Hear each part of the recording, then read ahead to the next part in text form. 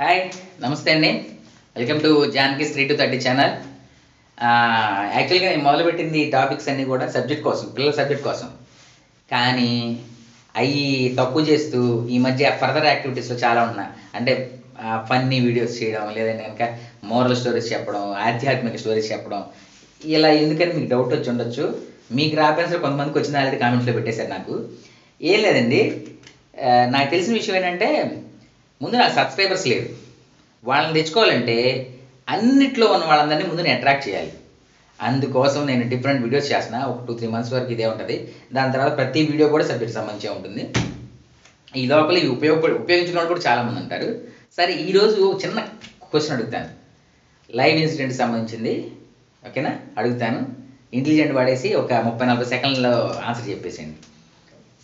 నేను ఒకసారి ఒక ఊరు ఫ్లైఓవర్ నుంచి బాగా ఫాస్ట్గా నేషనల్ హైవే మీద నుంచి ఫాస్ట్గా వస్తున్న కారు, అంటే నేను కాదు, కారులో కూర్చొని కార్ డ్రైవింగ్ చేస్తున్నా. అదే టైంకి కింద ఉంటాయి కదా బైపాస్ లాంటివి, బైపాస్ రోడ్స్. ఆ రోడ్ నుంచి ఒక ఆర్డినరీ బస్సు వస్తుంది. నేను ఆ ఆర్డినరీ బస్సు ఒకే టైంకి ఈ 2 రోడ్లు కలిసే దగ్గర కలుస్తాం. అయితే అది నేషనల్ హైవే కదా, ఇక్కడ 2 vehicles పట్టే ఛాన్స్ కంటే ఎక్కువే ఉంటుంది స్పేస్. అందుకని ఆర్డినరీ బస్సు వెళ్ళిపోతుంది, నేను వెళ్ళిపోతాను అన్న ఒపీనియన్తో ఇద్దరం అలా వచ్చేసింది దగ్గరికి. ఒక ఎదవ ఒకడు ఉన్నాడు. ఆడ వెనకాలే ఏదో సూపర్ లగ్జరీ టైపు. ఆ బస్సు వెంటనే ఇలా వచ్చేసి ఈ రోడ్డు మీద నా రూట్లోకి వచ్చేసాడు. నేనున్న 70-80 స్పీడ్కి దాని కిందకి వెళ్ళిపోవాలి. దేవుడు దయ వల్ల బ్రేకులు కొట్టి పని చేసి దాని కిందకి వెళ్ళా. వాడు ఇటు నుంచి కారు వస్తుందని గమనిస్తున్నాడు. అయినా సరే సర్రాన్ని వచ్చేసాడు. ఎందుకంటే ఈ ఆర్డినరీ వాడు వెనకాల వెళ్ళడం కష్టం. పోనీ బ్రేక్ కొట్టామా మళ్ళీ స్లో చేసుకుని స్పీడప్ చేయడానికి కొంచెం టైం పడుతుంది వాడు బస్కి. ఈ ఆలోచన సర్రం వచ్చేసాడు. ఆ సెకండ్లో వెనకాల వాడు ఉన్నాడు, వాడు చచ్చిపోతే నా బస్సు కింద పడి అని ఆలోచించాడా? ఆలోచించలా.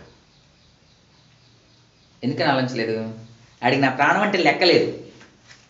కారులో ఉన్న ప్రాణం అంటే లెక్కలేదు. ఆడి ఫీలింగ్ అది అని నేను ఫీల్ అయ్యా. అట్ ద సేమ్ టైం వాడి చెత్త డ్రైవింగ్ మీద నాకు కోపం వచ్చింది. చెత్త డ్రైవింగ్ మీద నాకు బాగా కోపం వచ్చింది.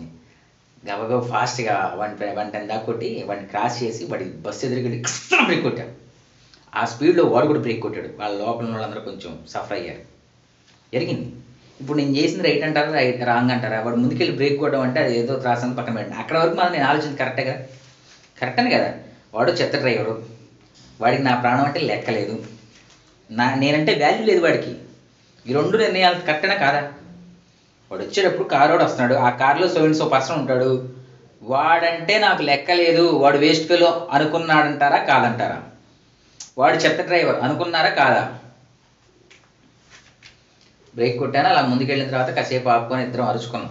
మరి వాడు కూడా ట్రై చేస్తాడు కదా, ఎందుకు బ్రేక్ కొట్టా లోపల ప్యాసింజర్స్ అడుగుతారు, నాదిగా తప్పు ఆయనదే తప్పు అని ప్రూవ్ చేయడానికి ట్రై చేయాలి వాడు కూడా.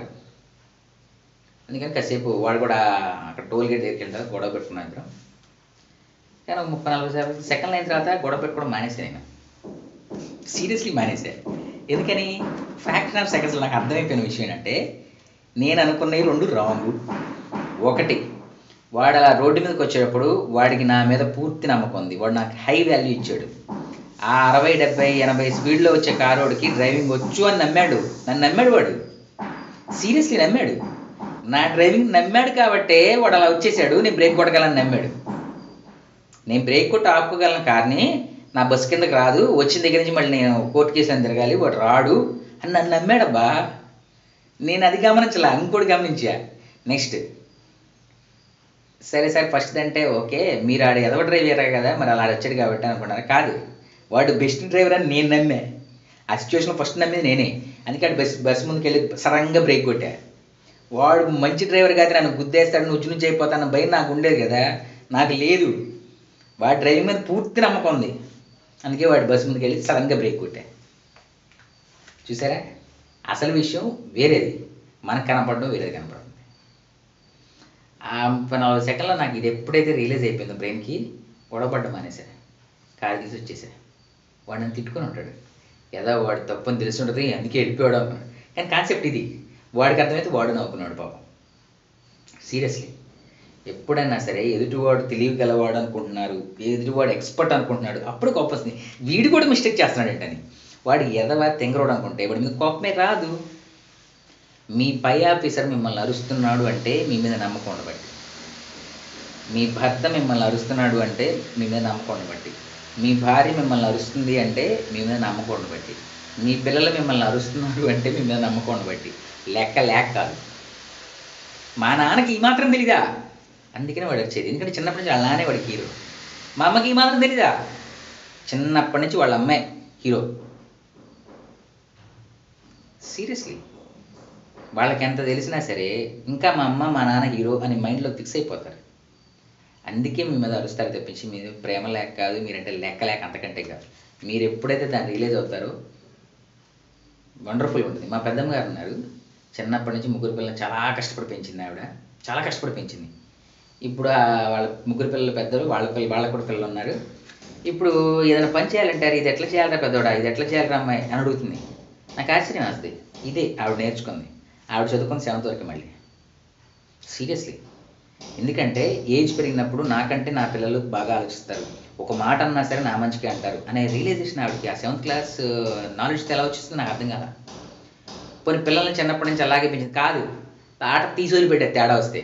సీరియస్లీ ముగ్గురిని ఏదన్నా సరే 4 గోడల మధ్యలో తాడ తీయడం, కడుపులో పెట్టుకోవడం, వచ్చేసాడు అంతే. పిల్లల్ని అలాగే పెంచింది ఆవిడ చాలా గ్రేట్గా. కానీ ఇప్పుడు చేంజ్ అయిపోయింది. ఫ్యామిలీలో సగం ప్రాబ్లమ్స్ రావడానికి రీజన్ అయితే మీరు మీ ఎదుటి వాడిని భయంకరంగా నమ్మేస్తే, భయంకరమైన నాలెడ్జ్ ఇచ్చేస్తే, వాడి మొహానికి పూనేస్తే ఆటోమేటిక్గా మీరు వాడి మీద గొడవ పడతారు. కొంచెం వాటిని మేనేజ్ చేసుకోండి. Okay, thank you very much, bye.